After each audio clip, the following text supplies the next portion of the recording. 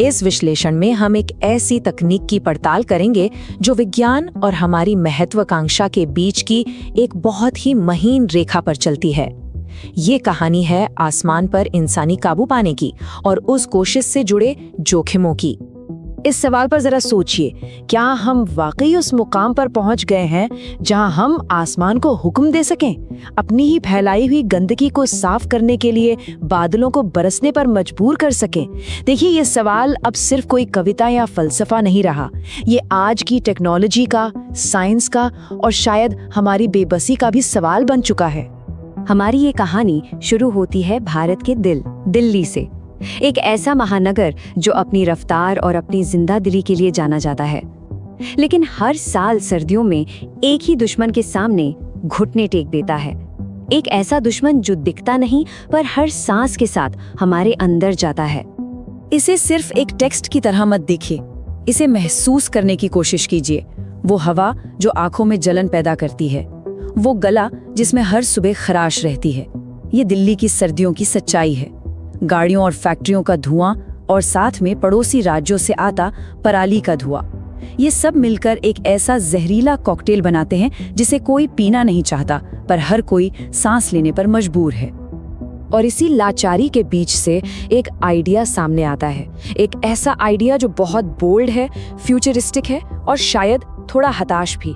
नाम है project artificial rain. ये दिल्ली सरकार और देश के सबसे बड़े इंजीनियरिंग संस्थानों में से एक IIT कानपुर का एक बहुत बड़ा प्लान है। प्लान ये है कि एक छोटा सेस्ना विमान आसमान में उड़ेगा, बादलों में सिल्वर आयोडाइड और नमक के कणों का छिड़काव करेगा और उम्मीद बस इतनी सी कि ये कण बादलों को बरसने पर मजबूर कर दें और बारिश अपने साथ इस जहर को धोकर नीचे ले आए।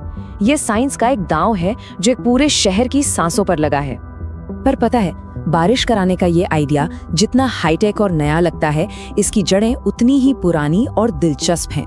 ये कहानी दिल्ली के प्रदूषण से नहीं बल्कि लगभग 80 साल पहले एक अमेरिकी लैब में हुई एक बहुत ही साधारण सी और थोड़ी गुस्से में हुई एक घटना से शुरू होती है।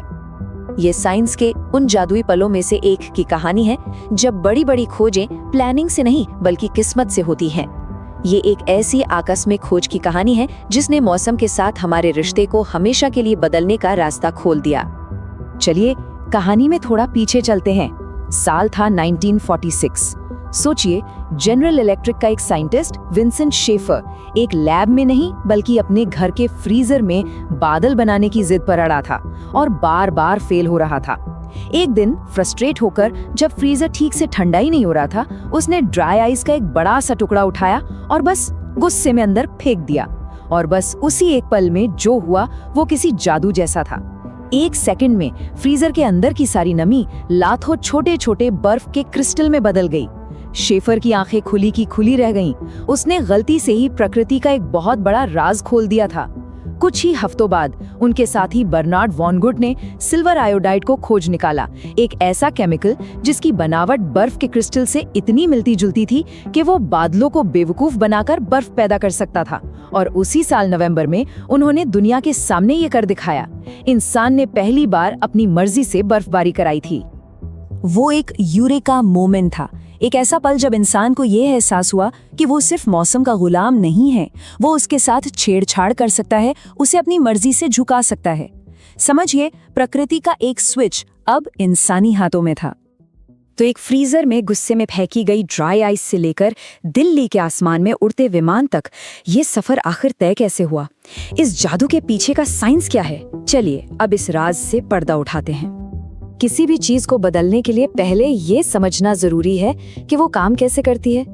तो क्लाउड सीडिंग को समझने से पहले आइए फटाफट ये समझते हैं कि कुदरत खुद बारिश कैसे कराती है।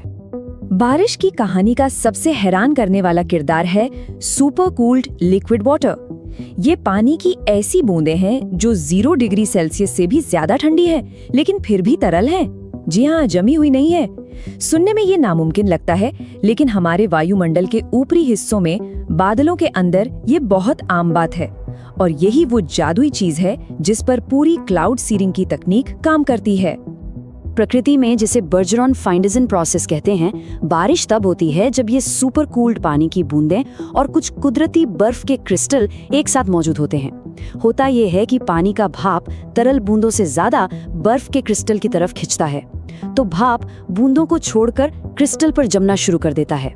इससे बर्फ के क्रिस्टल मोटे और भारी होने लगते हैं और पानी की बूंदें भाप बनकर उड़ जाती हैं। जब ये क्रिस्टल इतने भारी हो जाते हैं कि हवा उन्हें संभाल नहीं पाती, तो वो बारिश या बर्फ बनकर नीचे गिर पड़ते हैं। तो फिर क्लाउड सीडिंग करती क्या है? बड़ा सिंपल सा काम है इसका।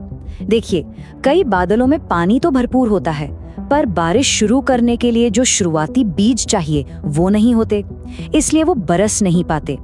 क्लाउड सीडिंग बस इसी कमी को पूरा करती है। हम सिल्वर आयोडाइड जैसे नकली बीज बादलों में डाल देते हैं। क्योंकि इनकी बनावट बिल्कुल बर्फ जैसी होती है, सुपर कूल्ड पानी की बूंदें फौरन इन पर जमना शुरू हो जाती हैं। ये ठीक वैसा ही है जैसे एक बंद ताले के लिए सही चाबी मिल जाना, जो बारिश की प्रक्रिया को तुरंत शुरू कर देती है। समझिए, क्लाउड सीडिंग बारिश बनाती नहीं है, वो तो बस पहले से मौजूद बारिश की संभावना को एक धक्का देती है, उसे हकीकत में बदल देती है। और ऐसा करने के दो मुख्य तरीके हैं जो बादल के टेम्परेचर पर निर्भर करते हैं। ठंडे बादलों के लिए जहां सुपर कूल्ड पानी होता है, ग्लेशियोजेनिक सीडिंग का इस्तेमाल होता है।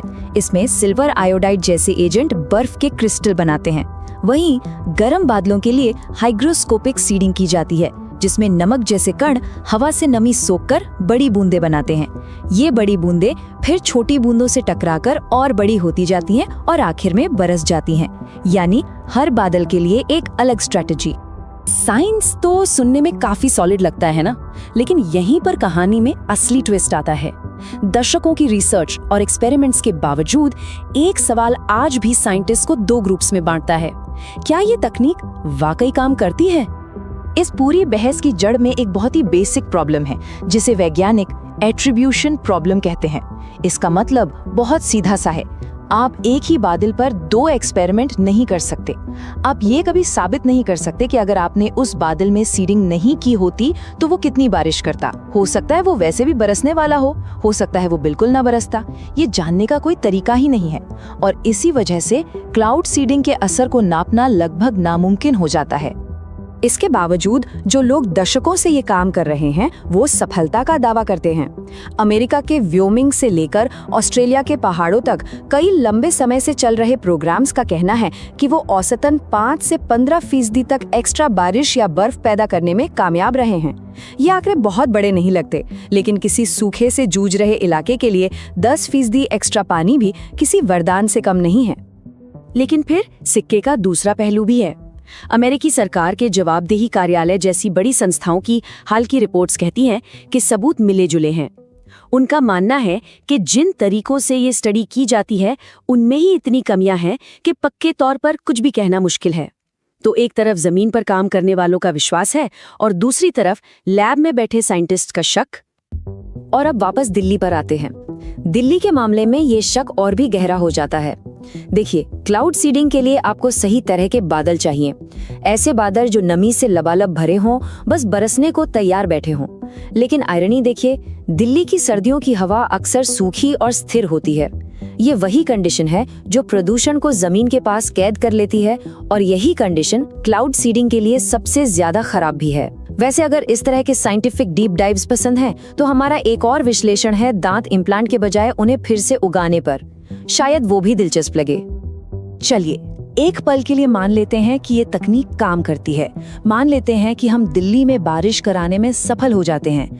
लेकिन ये हमें एक और बड़े सवाल पर लाकर खड़ा कर देता है। इस कामयाबी की कीमत क्या होगी? जो केमिकल्स हम आसमान में छिड़क रहे हैं, जब वो बारिश के साथ जमीन पर आएंगे तो उनका क्या होगा? तो अब हम क्या ये काम करता है कि बहस से आगे बढ़कर, अगर ये काम करता है तो इसके नतीजे क्या होंगे कि दुनिया में कदम रखते हैं, और ये अनपेक्षित परिणामों और नैतिक सवालों का इलाका है। सबसे बड़ा विवाद सिल्वर आयोडाइड को लेकर है, जो सबसे आम सीडिंग एजेंट है। इसके सपोर्टर्स कहते हैं कि इसकी इतनी कम मात्रा इस्तेमाल होती है कि वो हेल्थ स्टैंडर्ड से कहीं नीचे है और कोई खतरा नहीं है। वो ये भी कहते हैं कि ये पानी में घुलता नहीं, इसलिए पर्यावरण को नुकसान नहीं पहुंचाता। वही दूसरी ओर जो लोग सवाल उठाते हैं वो याद दिलाते हैं कि सिल्वर एक भारी धातु है। उनकी चिंता आज से नहीं बल्कि 50 साल बाद से है, जब दशकों तक इस्तेमाल के बाद ये धीरे धीरे हमारी मिट्टी और पानी में जमा हो सकता है। एक और डर है बादल चुराने का। ये सोच कि अगर एक राज्य या देश अपने यहाँ बारिश करा लेता है तो वो अपने पड़ोसी के हिस्से की बारिश चुरा रहा है। वैज्ञानिक इसे एक मिथक बताते हैं। वो समझाते हैं कि बादलों को पानी से भरी बाल्टियों की तरह नहीं देखना चाहिए। वो असल में वायुमंडल में बहती नमी की विशाल नदियों की तरह हैं और वो अपने अंदर मौजूद पानी का सिर्फ एक बहुत छोटा सा हिस्सा ही बरसाते हैं। क्लाउड सीडिंग उस नदी को सुखाती नहीं, बस उसकी बरसने की क्षमता को थोड़ा सा बढ़ा देती है। और यहीं से ये चर्चा साइंस से निकलकर जियोपॉलिटिक्स के मैदान में पहुंच जाती है। जब इंसान मौसम को कंट्रोल करने लगता है तो ये तकनीक सिर्फ एक साइंटिफिक टूल नहीं रहती, बल्कि नेशनल पॉलिसी और ताकत का एक जरिया बन जाती है। आज दुनिया भर के देश इस तकनीक में भारी पैसा लगा रहे हैं। चीन के पास दुनिया का सबसे बड़ा वेदर मॉडिफिकेशन प्रोग्राम है, जिसका इस्तेमाल वो सूखे से निपटने से लेके बीजिंग ओलंपिक्स के दौरान आसमान साफ रखने तक के लिए कर चुका है। पानी की कमी से जूझ रहा यूएई इस तकनीक के रिसर्च में दुनिया को लीड कर रहा है, और अमेरिका, जहां इस तकनीक का जन्म हुआ, वहां कई पश्चिमी राज्य दशकों से इसका इस्तेमाल कर रहे हैं। और ये एक बहुत बड़ी समस्या की तरफ इशारा करता है। इस तकनीक के शांतिपूर्ण इस्तेमाल को लेकर कोई इंटरनेशनल कानून नहीं है, कोई संधि नहीं, कोई नियम नहीं। वायुमंडल किसी एक देश की प्रॉपर्टी नहीं है, ये हम सबका साझा संसाधन है। लेकिन आज की तारीख में कोई भी देश अपने ऊपर के आसमान के साथ जैसा चाहे वैसा करने के लिए आजाद है, भले ही उसका असर पड़ोसी देश पर पड़ता हो। ये एक खतरनाक कानूनी खालीपन है। एकमात्र कानून जो इससे थोड़ा बहुत जुड़ा है वो है 1977 का ENMOD कन्वेंशन। इसे तब बनाया गया था जब अमेरिका ने वियतनाम युद्ध के दौरान दुश्मनों के रास्ते रोकने के लिए मॉनसून को बढ़ाने की कोशिश की थी। लेकिन ये संधि सिर्फ मौसम को एक हथियार के रूप में शत्रुतापूर्ण इस्तेमाल पर रोक लगाती है। ये उन आज के हालात के बारे में पूरी तरह से खामोश है, जहां एक देश का शांतिपूर्ण बारिश कराने का कार्यक्रम अनजाने में दूसरे देश में सूखा पैदा कर सकता है। और ये हमें इस कहानी के आखिरी और शायद सबसे जरूरी सवाल पर लाकर खड़ा कर देता है। दिल्ली की धुन से शुरू हुई ये कहानी एक लैब के फ्रीजर से गुजरकर अब ग्लोबल पावर पॉलिटिक्स तक पहुंच गई है। जैसे जैसे हम आसमान को अपनी मर्जी से बदलने की ताकत हासिल कर रहे हैं, एक बहुत बड़ा सवाल खड़ा हो रहा है। ये तय करने का हक किसके पास होगा कि दुनिया का मौसम कैसा होना चाहिए, किसके हिस्से में बारिश आएगी और किसके हिस्से में सूखा। इसी सवाल के साथ ये विश्लेषण यहीं समाप्त होता है।